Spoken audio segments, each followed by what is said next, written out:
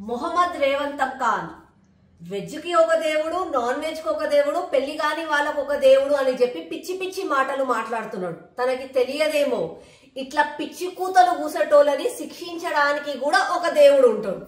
సమయం వాళ్ళకి కూడా వస్తుంది.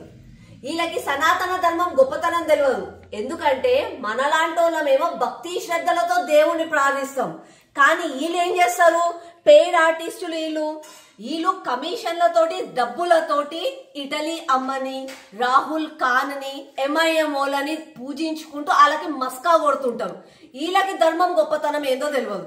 ఈ యూపీఏ, కాంగ్రెస్, సోకాల్డ్ సూడో సెక్యులర్లు, ఈ లిబరల్లు ఇట్లాంటి వాళ్ళకి అందరికి ఏమైతుంది? రాముడు నిజంగా కూడా ఉన్నాడా? రాముడు అంటే కల్పితము, రామసేతు లేదు, అసలు దేవుడు అనేటోళ్లే లేరు అని చెప్పి ఎన్నో రోజుల నుంచి ప్రచారం చేస్తూనే ఉన్నారు. మన పండుగలు జరుపుకుంటేనేమో ప్రకృతి కాలుష్యం అయిపోతుంది అని అంటారు. మన పద్ధతులేమో వాళ్ళకి మూఢనమ్మకాలు, మన సాంప్రదాయం ఏమో ఓల్డ్ ఫ్యాషన్. ఇట్లా అన్ని ప్రచారాలు చేస్తూనే ఉన్నారు. మన కుటుంబ వ్యవస్థని విచ్ఛిన్నం చేసిండ్రు. మన ధర్మాన్ని కూడా లేకుండా చేయాలని చెప్పి ఈ మూర్ఖులు అనుకుంటున్నారు. మళ్ళీ ఈ మూర్ఖులకి మన సనాతన ధర్మం, మన దేవుళ్ళు దేవతలే కనిపిస్తారు. వీళ్ళకి ముస్లింల గురించి, క్రిస్టియన్ల గురించి మాట్లాడడానికి నోరు కూడా రాదు. ఎందుకు అని అంటే అక్కడ శిక్షలు బాగా పడతాయి. మనం ఏంటంటే పోనీలే ఆయన కర్మని ఆడిపోతాడు అని అనుకుంటాం. కాబట్టి వీళ్ళకి ఇది ఓవర్ యాక్షన్ ఎక్కువైపోతుంది డే బై డే. ఇంకొకటి వీళ్ళ మెయిన్ ఎజెండా ఏంది? మన ధర్మం లేకుండా చేయాలి.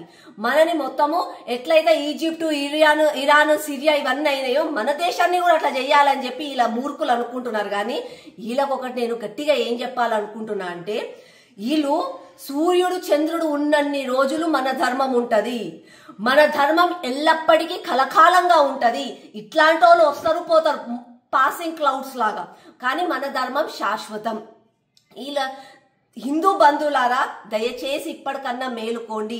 ఎన్నో సంవత్సరాల నుంచి చేస్తున్న తప్పుడు ప్రచారాలు ఆల్మోస్ట్ 70% అలాగే వాళ్ళ లైన్లోనే పోతున్నారు. ఇప్పుడిప్పుడు మేలుకుంటున్నారు. దయచేసి ఇంకా స్ట్రాంగ్ అవ్వండి.